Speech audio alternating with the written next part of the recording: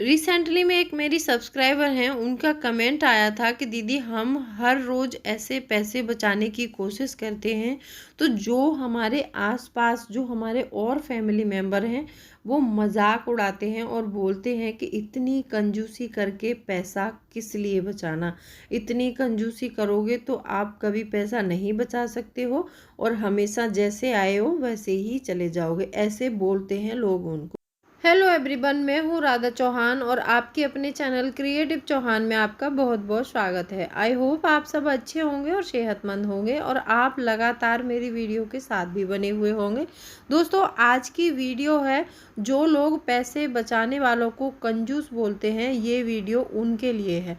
Video बहुत important है, तो वीडियो के एंड तक ज़रूर बने रहिएगा। और अभी तक आप लोगों ने अपने इस क्रिएटिव चौहान चैनल को सब्सक्राइब नहीं किया है, तो आप लोगों से एक रिक्वेस्ट है, प्लीज़ सब्सक्राइब करिए अपने इस चैनल को और बेल आइकन को भी ज़रूर प्रेस कर दीजिएगा, ताकि ऐसी ही इंटरेस्टिंग वीडियो के नोटिफिकेशन आपको मिलते रहें। दोस्तों, वीडियो पसंद आए तो एक लाइक ज़रूर कर दीजिएगा। तो चलिए स्टार्ट करते हैं वीडियो को। सबसे पहली बात यहाँ पर ये आती है कि पैसा बचाना और कंजूसी करना दोनों अलग अलग चीज़ें होती हैं। कंजूसी उस चीज़ को कहते हैं कि जो कोई इंसान बिल्कुल भी पैसा खर्च नहीं कर रहा है किसी भी चीज़ पर। कोई भी ज़रूरत वाली चीज़ें हैं उनमें भी जब हमें कोई कटौती करने के लिए बोल रहा है, और हमारी बेसिक नीड है उनमें भी कोई कटौती कर रहा है, तो वो शायद कंजूसी हो सकती है। लेकिन यदि अपने पेमेंट में से कोई 30% या फिर 40% पैसा बचाने की कोशिश कर रहा है, वो कंजूसी नहीं होती है, उसको सेविंग्स कहते हैं। सेविंग्स हमारी लाइफ का वो हिस्सा है जो कि ऐसे वक्त में काम आती है जिस समय कोई भी काम नहीं आता है और कोई भी ऐसी इमरजेंसी होती है, कहीं से भी पैसा नहीं मिलता, उस समय सिर्फ हमारी सेविंग्स ही काम आती है। सेविंग्स हम कह सकते हैं कि ये एक इमरजेंसी फंड भी है हमारे लिए, और हमारे लिए पैसे वाले बनने के लिए एक अच्छी सीढ़ी भी है सेविंग्स करना। तो सेविंग्स अगर कोई कर रहा है तो उसको कंजूस नहीं बोल सकते हैं, उसको और अप्रिसिएट कीजिए, उसकी बढ़ाई कीजिए, उसको एक अच्छा मार्ग दिखाइए ताकि वो और अच्छी सेविंग्स करे, ना कि उसको कंजूस बोलकर उसको डीमोटिवेट करते हैं लोग बाग आज के टाइम में। क्योंकि मैंने देखा है बहुत से लोगों को ऐसा लगता है कि बेफिजूल में खर्च करना, दिखावा करना, ये मतलब बहुत ज़्यादा मतलब उसकी बात है, गर्व की बात है। दिखावा करना, बेफिजूल की चीज़ों में पैसा खर्च करना, दूसरों के चक्कर में आके अपने पैसे को बर्बाद करना, ये कोई एप्रिसिएट करने वाली बात नहीं है। ये हमारे लिए एक चिंता का विषय है, क्योंकि आज हमें ऐसी आदत लग चुकी है कि हम लोगों को दिखाने के लिए अपने पैसे को खर्च करने से पहले बिल्कुल नहीं सोचते हैं। चाहे हमारी बेसिक नीड जो है पूरी नहीं हो पा रही है, लेकिन अगर लोगों के बीच में हमें दिखावा करने वाली बात होती है ना, तो हम वहाँ पर ज़रूर पैसा खर्च करते हैं। तो इन सारी चीज़ों पर पैसा खर्च ना करके यदि उस पैसे को कोई बचाता है, तो क्या उसको कंजूसी कहेंगे? उसको कंजूसी बिल्कुल नहीं कहेंगे, उसको कहेंगे कि पैसे के प्रति ये व्यक्ति बहुत ज़्यादा सजग है, बहुत ज़्यादा सेविंग्स करता है, और अपने आने वाले कोई भी काम होते हैं तो वो अपनी सेविंग्स से कर लेता है। ना ही किसी पर कर्ज लेने की ज़रूरत पड़ती है, ना ही किसी के आगे हाथ फैलाने की ज़रूरत पड़ती है। यदि आपको कोई कंजूस कह रहा है तो कहने दीजिए, उसकी बात का आप पर ज़रा सा भी इफ़ेक्ट नहीं होना चाहिए। आप जो करना चाहती हैं और आप अपने पैसे को बचाइए। ऐसे लोगों को जवाब देकर भी कोई फ़ायदा नहीं है, क्योंकि इन लोगों के समझ में कुछ आने वाला नहीं है। तो मैं उनको कहना चाहती हूँ कि यदि आपको आपके परिवार वाले या फिर आपके रिलेटिव कंजूस बोलते हैं, जो भी वर्ड यूज़ करते हैं, उनको करने दो। आप अपने कान बंद करो और आगे बढ़ते रहो और अपनी सेविंग्स को करते रहो।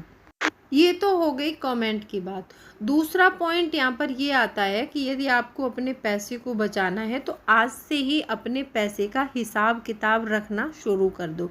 बहुत से लोगों के कमेंट्स आते हैं कि मतलब पेमेंट तो आती है लेकिन पता नहीं चलता कहाँ खर्च हो जाती है। पता इसलिए नहीं चलता है कि आप अपना पैसा उन चीज़ों पर खर्च कर रहे हैं जो शायद दूसरों को दिखाने के लिए काम आ रही हैं। आप ये नहीं सोच रहे हैं कि मेरा पैसा है, मैंने 1 महीने मेहनत करके कमाया है, इसको मैं कैसे बचाऊं?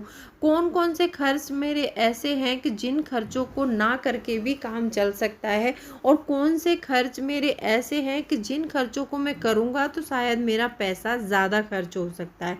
तो ये दिमाग आपको ही लगाना पड़ेगा, अपने घर का बजट आपको ही बनाना पड़ेगा, क्योंकि आप कमाते हैं पैसे और आप ही अपने बच्चों पर खर्च करते हैं। कल जाके आपके पास किसी चीज़ के लिए पैसा नहीं होता है तो आपके बच्चे, आपकी फैमिली, आपके घर वाले बहुत उदास हो जाते हैं। तो इस चीज़ को सोचना समझना पड़ेगा, और ऐसा नहीं है कि आपके अकेले करने से ये हो जाएगा, ऐसा नहीं हो सकता कभी भी।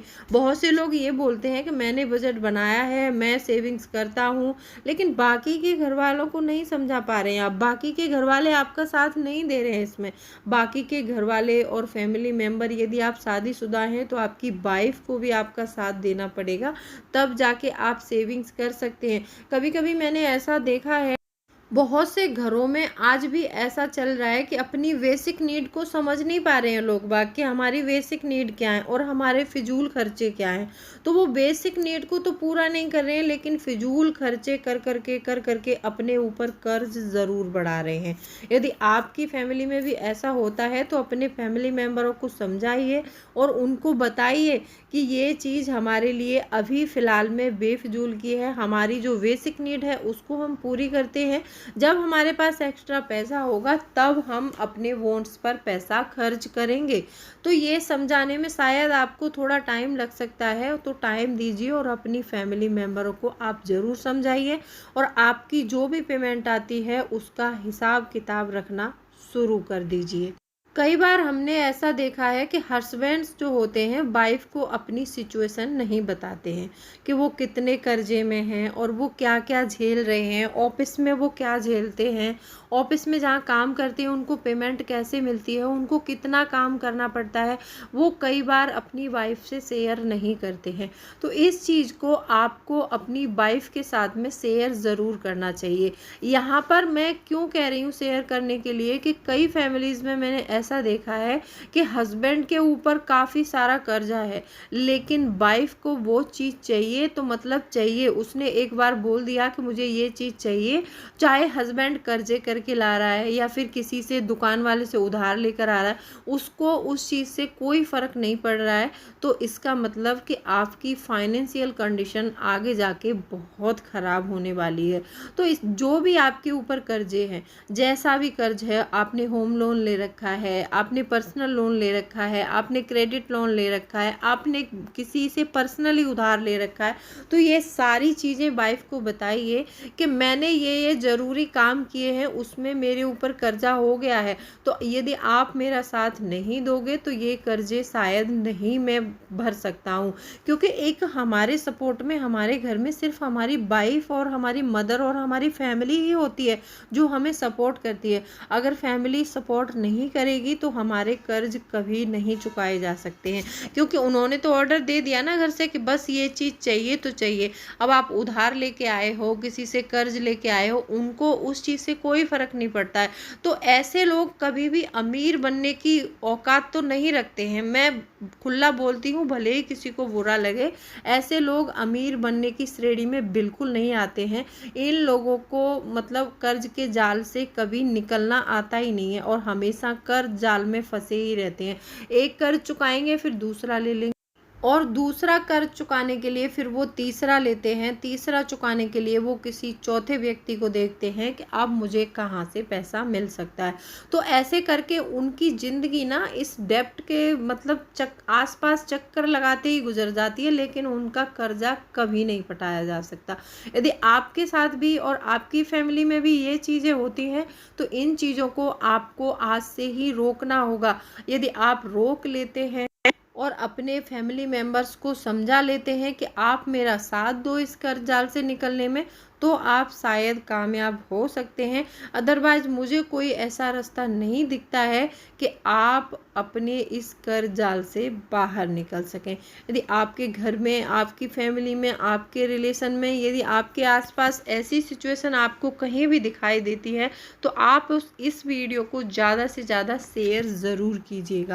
और ऐसा नहीं है कि आप मेरी वीडियो को सिर्फ व्हाट्सएप पर शेयर कर सकते हैं, आप जो भी सोशल मीडिया प्लेटफॉर्म यूज़ करते हैं वहीं पर मेरी वीडियो को शेयर ज़रूर कीजिएगा और अपने फैमिली फ्रेंड्स के साथ ज़रूर कीजिएगा। तो चलिए मिलती हूँ अगले वीडियो में, तब तक के लिए bye bye. Thanks for watching. कोई भी क्वेरी है तो कॉमेंट सेक्शन में लिख सकते हैं।